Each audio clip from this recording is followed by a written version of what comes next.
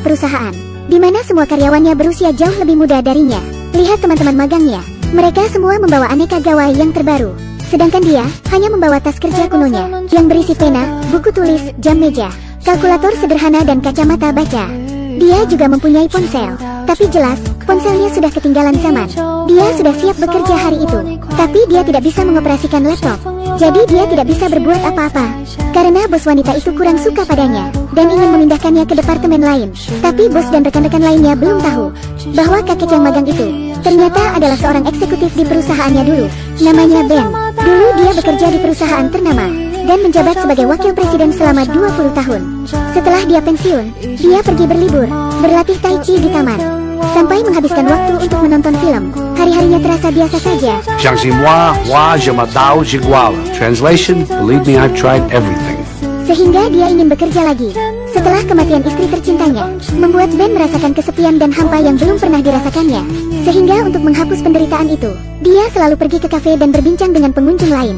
Karena usianya sudah 70 tahun, dia sama sekali tidak bisa mengikuti topik modern. Dan waktu itu, Ben sedang berbelanja di pasar segar. Lalu dia melihat selebaran berwarna kuning, selebaran dari sebuah perusahaan muda ternama.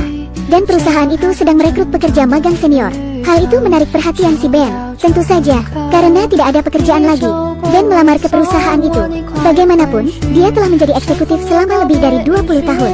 Jadi malam-malam, dia merekam video untuk melamar kerja. Dan dia berhasil mendapat kesempatan wawancara di perusahaan itu. Dengan pengalaman Ben yang sangat kaya, dan sikapnya yang ceria seperti musim semi. Hal itu membuatnya menonjol dari kandidat lain. Ben akhirnya berhasil mendapat posisi asisten bos. Tapi bosnya itu kurang menyukainya. Melihat Ben di dekatnya sepanjang hari, bosnya itu bernama Jules. Dia wanita yang cantik dan pintar. Hanya membutuhkan waktu beberapa bulan, dia mengubah perusahaannya dari nol dan mengembangkannya hingga menjadi 200 karyawan. Tentu saja, pekerjaan Jules mengorbankan waktu pribadinya. Dia memastikan semua berjalan baik. Jadwalnya juga sangat sibuk setiap hari, mondar-mandir ke sana kemari. Dan untuk menghemat waktu, dia selalu naik sepeda di lingkungan kantor. Dia terlihat sebagai wanita yang sangat kuat. Bagaimana dia bisa tahan dengan kakek usia 70 tahun? Bagaimana dengan orang tua yang lambat? Di hari pertama magang, Jules ingin memindahkannya ke posisi lain, tapi Ben terlihat sangat gigih. Dia bersikeras ingin menjadi asisten bos. Dan teman Jules bilang, jika seorang bos harus memberi contoh yang baik, tidak mungkin. Apakah artinya Jules harus bekerja dengan lansia? Jules masih tidak menyukai Ben.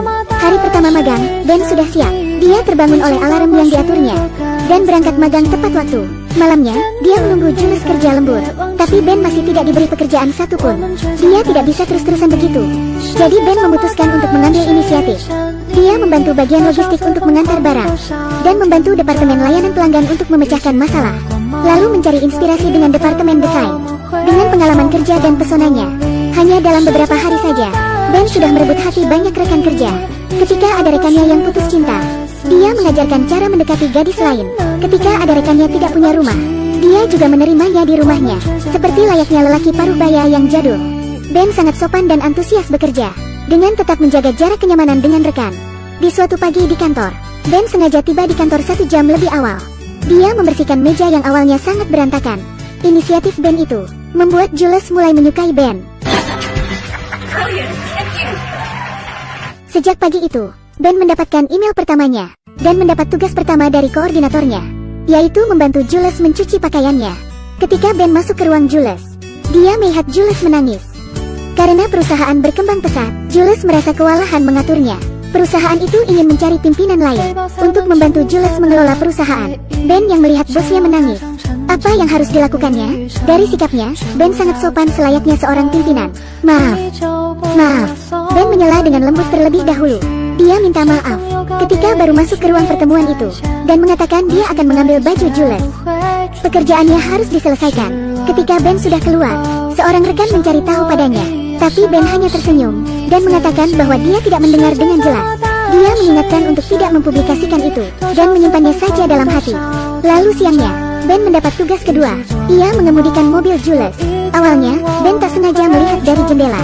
Sopir pribadi Jules sedang minum sesuatu diam-diam. Mari kita lihat reaksi Ben. Dia segera turun menemui sopir itu, dan meneliti kondisi sopir itu. Saya asisten bos. Saya melihat dari atas tentang yang Anda lakukan. Benar saja, sopir itu langsung panik. Selanjutnya, Ben memberi saran padanya, agar dia mengambil cuti saja. Ben yang akan mengambil alih pekerjaannya. Jika tidak, saya harus memberitahunya. Itu ide yang sangat brilian. Saran itu tidak hanya untuk kepentingan keamanan, juga untuk menjaga keberlangsungan pekerjaan sopir.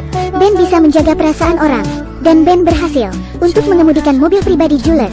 Tapi Jules sedang punya banyak masalah dalam satu waktu yang bersamaan. Tapi Ben menanggapi dengan tenang dan bisa diandalkan. Ben sudah menyiapkan semangkuk sup panas untuk Jules. Ya Tuhan, baunya terlalu enak. Sejak perjalanan itu, hubungan antara Ben dan Jules menjadi lebih dekat dan hangat. I just wanted to say thank you for helping out with Mike today and for getting me chicken soup. You're very welcome. Keesokan paginya, Ben tiba-tiba dibangunkan oleh telepon dari kantor. Ternyata, sopir pribadi Jules tidak bisa dihubungi, dan Ben diminta untuk mengambil alih. Ben yang sudah tua harus bangun pagi, tapi dia tidak marah, dan langsung menyanggupi. Setelah siap bekerja, Ben dengan cepat sampai di rumah Jules. Rumah tangga Jules sedikit berbeda. Istri bekerja di luar rumah, dan suami bekerja di dalam. Jules bekerja di luar untuk menghasilkan uang. Suaminya membereskan rumah dan mengasuh anak, dan Ben mengamati itu dengan seksama. Jules terlalu sibuk bekerja di kantor, sampai tidak punya waktu mengurus keluarganya. Dan hal itu membuat suaminya sering mengkritiknya. Lalu mereka berangkat. Ben bermaksud untuk sekedar mengingatkan, tapi menurut Jules, Ben terlalu cepat menyimpulkan. Jadi Jules merasa tidak nyaman, dan segera mengirim email ke asistennya untuk memindahkan Ben ke departemen lain. Tapi nantinya, Jules akan menyesal. 9th to Hamilton to the Expressway? I think we should take 4th to Flatbush much faster. I apologize. Karena saya sangat akrab dengan jalan pintas, yang akan menghemat banyak waktu. Malam harinya, Jules melihat Ben masih menunggunya lembur di kantor. Jules merasa kasihan. Dia berinisiatif untuk mengobrol dengan Ben. Dan sejak itu, dia baru tahu. Sebenarnya sebelum perusahaannya menempati gedung itu, Ben lebih dulu bekerja di gedung yang sama selama 40 tahun. Jadi tidak heran jika Ben begitu akrab dengan area sekitarnya. Jules terkejut mendengarnya. Pandangan Jules mulai berubah. Dia mulai mengagumi kehidupan Ben, yang semangat bekerja, dan keberanian untuk magang di perusahaannya. Dalam perjalanan pulang, Jules tertidur di mobil untuk pertama kalinya. Sepertinya sejak itu, Ben memberinya rasa nyaman yang luar biasa. Besoknya pagi-pagi sekali, Jules masuk ke mobil dengan gembira. Tetapi sopirnya sudah diganti dengan seorang wanita tua. Apa yang terjadi dengan ini? Lihat bagaimana dia mengemudi ketika akan beranjak pergi. Dia hampir menabrak mobil lain. Ternyata Jules lupa untuk membatalkan perintahnya untuk memindahkan Ben ke departemen lain. Tapi itu bagus. Akhirnya Jules menyadari keputusannya yang salah. Mau tidak mau, Jules harus meminta maaf kepada Ben dan memohon padanya untuk kembali mendampinginya dan memberinya promosi pangkat. Ben dengan senang hati menyetujui permohonan tersebut. Dengan cepat, meja kerja Ben di kantor dipindah ke sebelah asisten Jules. Hal itu membuat asisten Jules terintimidasi, karena asistennya sudah bekerja 14 jam sehari, mati-matian bekerja di bawah tekanan atasannya. Tapi dia masih belum dianggap serius, dan sekarang posisinya sebagai asisten mulai terancam untuk digantikan oleh Ben yang baru saja magang di sana. Tapi Ben berusaha untuk menenangkan hatinya. Tentu saja itu hal yang mudah bagi Ben menjadi asisten seorang pimpinan seperti Jules. Begitupun dengan Jules yang senang, karena dia didampingi oleh mantan pimpinan. Ben sangat profesional. Dia telah bekerja selama 40 tahun, dan 20 tahunnya sebagai pimpinan. Dengan mudah, Ben dapat melihat masalah strategis di perusahaan, yaitu masalah dalam wilayah pemasaran. Ben menjelaskan analisisnya, dan juga memberikan rencana solusi yang detail. Jules dibuat tercengang. The man spent 40 years in business. Yeah, no, yeah. Dan juga pada waktu itu, Ben tidak melupakan asisten Jules. Ben mengakui asisten Jules juga punya andil. Karena keterangan dari Ben itu, Jules lebih menghargai keberadaan asistennya. Dan hari demi hari, Ben membantu lebih banyak di pekerjaan Jules. Bahkan juga di rumah tangga Jules. Ben memberi Jules banyak masukan, sehingga Jules merasa kehadiran Ben mengubah hidupnya menjadi lebih baik. Suatu hari di mobil, Jules ingin mengirim email kepada suaminya yang mengeluhkan tentang sikap ibunya. Tapi tidak sengaja, email itu justru terkirim ke email ibunya. Aduh, ceroboh. Padahal ibunya punya sakit jantung. Tidak terbayang seperti apa jadinya jika ibunya membaca. Apa yang harus Jules lakukan? Ben punya ide bagus. Dia pergi dengan beberapa rekannya. Mereka menyelinap ke rumah ibu Jules untuk menghapus email Jules dari laptop ibunya. Dan itu akan menyelesaikan masalah. Sayangnya, waktu Ben dan yang lainnya sedang asik, alarm di rumah ibunya berbunyi, dan otomatis memanggil polisi ke sana. Lari cepat.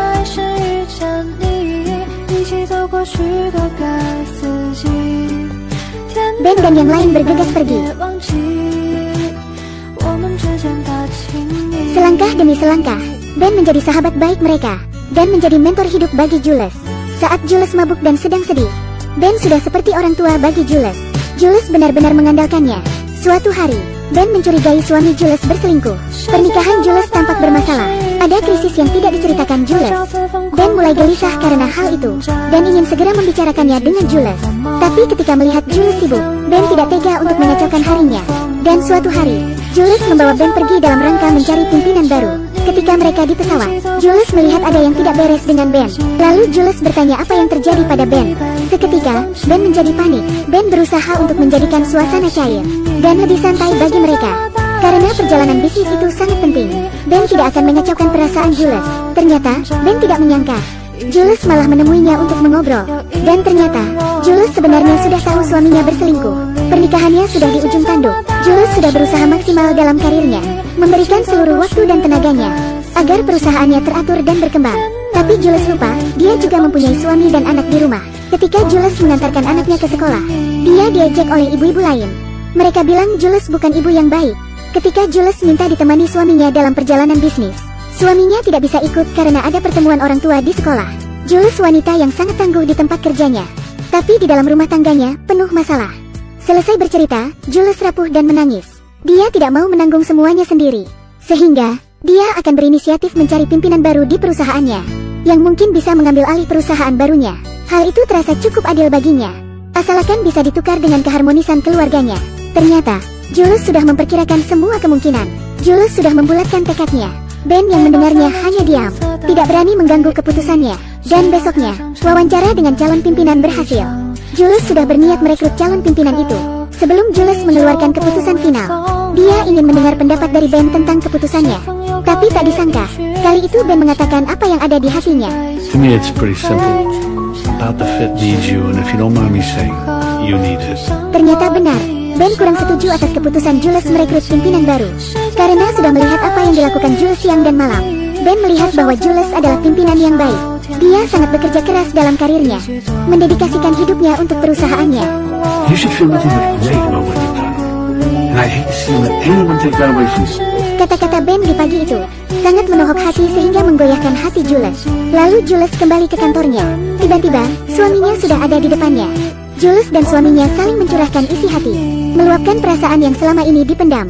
Dan karena komunikasi yang terjalin itu, keduanya saling memaafkan dan berpelukan. Dan waktu itu, Jules sudah memutuskan untuk tidak merekrut pimpinan baru bagi perusahaannya. Ternyata suaminya sangat mendukung keputusannya. Because if I've ever met anyone who doesn't need a boss, it was you. Dan di akhir film ini, diperlihatkan Jules yang datang ke sebuah taman. Dia berbagi kabar baik dengan Ben yang sudah ada di sana. Saat itu, Ben sedang berolahraga Tai Chi. Ben menyambut Jules dengan sangat baik dan mengajak Jules bergabung. Lalu memberitahu Jules bahwa olahraga Tai Chi mengajarkan keseimbangan. Dan Ben juga percaya pada Jules bahwa Jules juga sudah bisa menyeimbangkan karir dan rumah tangga. Kisah film ini sangat hangat. Ben, seorang pensiunan yang bijaksana. Saya berharap semoga di tahun-tahun yang akan datang, kita bisa tumbuh seperti orang tua yang bijaksana itu, berdedikasi pada perusahaan, tapi tetap tenang dan rendah hati. Terima kasih sudah menonton video ini. Sampai jumpa lagi di video yang lainnya.